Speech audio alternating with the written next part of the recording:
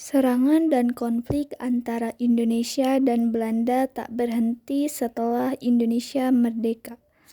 Setelah gagal dengan agresi militer 1, Belanda kembali lagi melakukan agresi militer 2. Lalu apa yang menjadi latar belakang agresi militer 2 Belanda? Penyerangan militer oleh Belanda ke Indonesia dilakukan 2 kali. Pertama di tahun 1947 dan kedua di tahun 1948. Berikut penjelasan mengenai agresi militer 2 disebabkan oleh beberapa faktor. 1. Adanya perjanjian Renville. Meski sudah melakukan perjanjian Renville sebagai bentuk diplomasi, namun ketegangan antara Belanda dan Indonesia masih belum berakhir. Setelah perjanjian disepakati, kedua belah pihak malah mencurigai satu sama lain.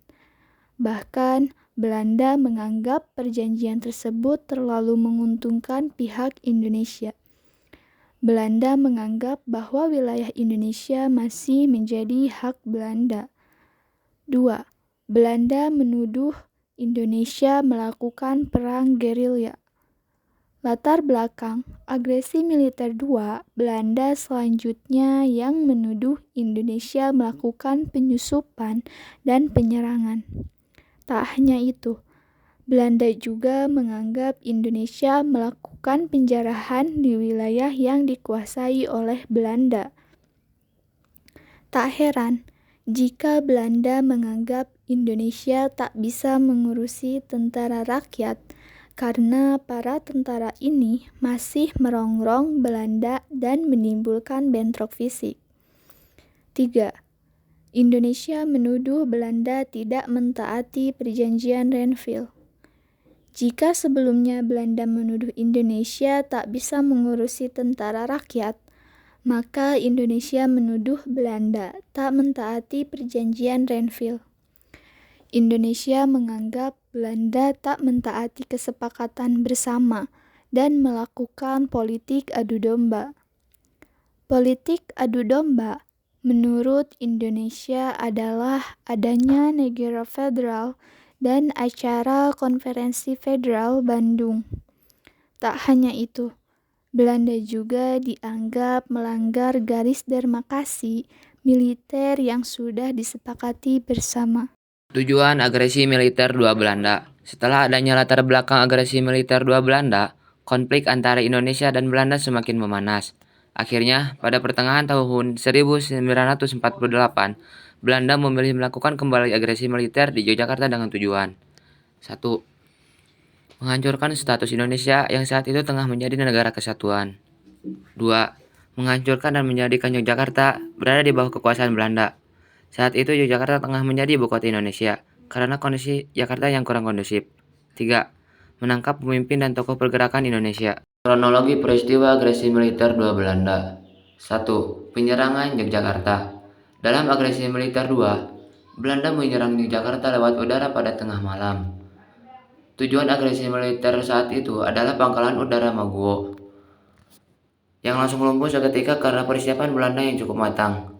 Dengan jatuhnya pangkalan udara Maguwo, posisi Yogyakarta menjadi terpojok.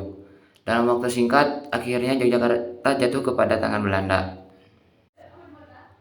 2. Penahanan tokoh perjuangan. Kronologi agresi militer 2 Belanda tak hanya sampai di sana. Setelah berhasil menguasai Yogyakarta, Belanda juga menangkap tokoh perjuangan nasional. Di antara mereka yang tertangkap adalah Soekarno, Hatta, dan beberapa pejabat penting pemerintah Indonesia. Setelah ditangkap, para pemimpin Indonesia ini tak bisa melakukan perlawanan. Mereka langsung diterbangkan untuk diasingkan ke Pulau Bangka. Pemerintahan darurat di Bukit Tinggi. Ternyata Soekarno sudah memperkirakan adanya agresi militer 2 Belanda. Karena itu, meski Yogyakarta jatuh, namun Indonesia masih mampu melawan dengan adanya pemerintahan darurat Republik Indonesia di Bukit Tinggi. Adanya pemerintahan militer terpusat perlawanan terhadap Belanda memungkinkan untuk dilakukan. Syafruddin menyusun perlawanan dengan bantuan militer di 5 wilayah, yakni Aceh, Tapanuli, Riau, Sumatera Selatan, dan Sumatera Barat. Tak hanya di wilayah Sumatera, Laskar Rakyat yang ada di Jawa pun memberikan dukungan pada pemerintahan militer terpusat ini. Perlawanan oleh militer Indonesia tak menyerah walaupun Yogyakarta menjadi milik Belanda. Petinggi militer saat itu, Panglima Besar Soedirman, membuat rencana untuk melawan Belanda. Serangan belasan ini mencapai puncak 1 Maret 1949 dan membuat Belanda cukup kalang kabut. Dengan adanya perlawanan oleh militer Indonesia, ini menunjukkan bahwa militer Indonesia tak menyerah dan masih berjuang untuk menunjukkan eksistensi Indonesia sebagai negara. Dampak adanya agresi militer 2. Dampak dan hasil agresi militer 2 Belanda dirasakan oleh kedua belah pihak, tak hanya Belanda atau Indonesia saja. Beberapa dampak yang terlihat secara signifikan antara lain. Pertama, dampak untuk Indonesia. Serangan yang dilakukan Belanda ke Yogyakarta membuat banyak tokoh politik Indonesia ditangkap dan diasingkan keluar Jawa. Hal tersebut membuat pergerakan politik semakin pelik karena tidak adanya sosok pemimpin untuk mengkoordinir. Di Yogyakarta, banyak bangunan yang hancur dan rusak.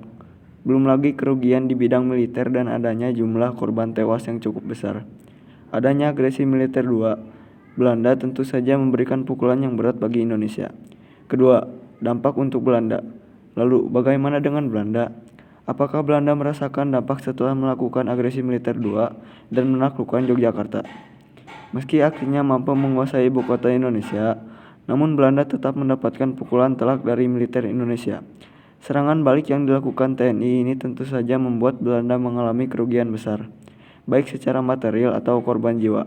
Tak hanya itu, pasukan Belanda juga mengakui bahwa mereka merasakan kewalahan. Berakhirnya agresi militer 2 Belanda. Agresi militer 2 Belanda baru berakhir setelah Indonesia dan Belanda duduk bersama dalam perjanjian Royan-Royan. Dengan adanya perjanjian tersebut, agresi militer 2 resmi berakhir pada Mei 1949 dan gencatan senjata antara Indonesia dan Belanda disepakati. Mengetahui latar belakang agresi militer 2 Belanda bisa membuat pemahaman mengenai perjuangan kemerdekaan Indonesia lebih mendalam. Perjuangan untuk memerdekakan Indonesia secara rinci tak hanya terjadi secara fisik, namun juga diplomasi.